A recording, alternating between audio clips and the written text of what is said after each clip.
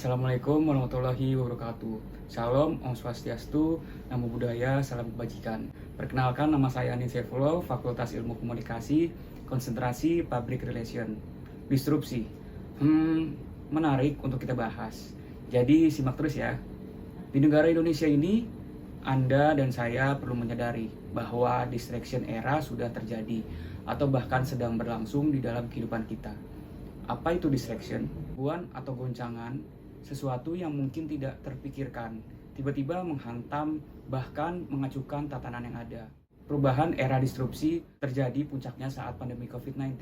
Hal ini terjadi di berbagai sektor, contohnya bidang bisnis, yang makin banyak mempunyai kompetitor yang mungkin tidak pernah terpikirkan atau terlihat sebelumnya.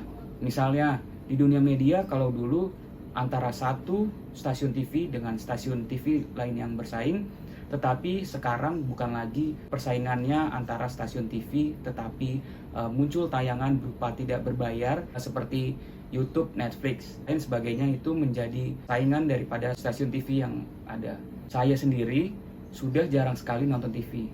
Ya, tapi hampir tiap hari melihat YouTube, begitupun Anda melihat tayangan-tayangan yang mungkin ada yang berbayar berlangganan secara murah, tapi bisa nonton berbagai macam film informasi yang ada. Nah, begitu pula juga tantangan di dunia.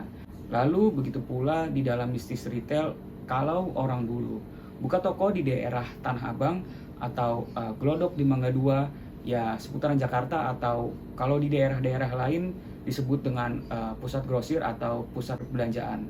Tetapi ketika era disruption ini terjadi, yang bermunculan di platform yang ada dari media marketplace seperti Shopee, Tokopedia, dan lain-lain. Sehingga orang bisa berbelanja dengan mudah, membayar sewa mall kini bisa menghemat biaya. Nah, apa yang saya mau katakan di dalam dunia yang penuh dengan disrupsi ini, bagaimana kita menyikapinya, aspek yang akan saya bagikan kepada Anda. Yang pertama, ingat selalu bahwa needs masa lalu belum tentu menjadi needs masa sekarang. Artinya, bahwa apa yang dulu menjadi kebutuhan orang seringkali sekarang belum tentu menjadi kebutuhan di masa kini. Berarti kita harus melihat dan apa yang menjadi needs yang bisa kita ubah sehingga kita bisa dapat tetap bertahan dan mengikuti arus dari perubahan disrupsi ini, terutama di bisnis Anda, di pekerjaan, di karir Anda. Nah, kalau contoh dulu orang membutuhkan karyawan yang datang ke kantor pekerja, sekarang mereka mungkin lebih membutuhkan karyawan-karyawan yang mempunyai skill dan bisa mengerjakannya WFH, ya artinya dengan biaya murah dan mereka bisa mengerjakan sebagai freelancer. Misalnya orang dahulu untuk pergi berbelanja langsung ke lokasi, sekarang mungkin orang lebih mau berbelanja dengan aplikasi online karena mereka berpikir lebih menghemat waktu, menghemat biaya dengan harga lebih murah, cukup dengan menggunakan aplikasi. Ya, sekarang tren-tren apa yang sedang bermunculan supaya kita tidak ketinggalan, supaya apapun di karir, di bisnis, pekerjaan yang di dalam usaha kita bisa mengikuti tren yang menjadi leading atau memimpin di area industri yang kita tekuni saat ini. Bahkan kita menjadi orang-orang selalu up to date. Kalau kita tidak up to date, kita akan outdated. Kita akan usang dan kita akan expire atau kadaluarsa.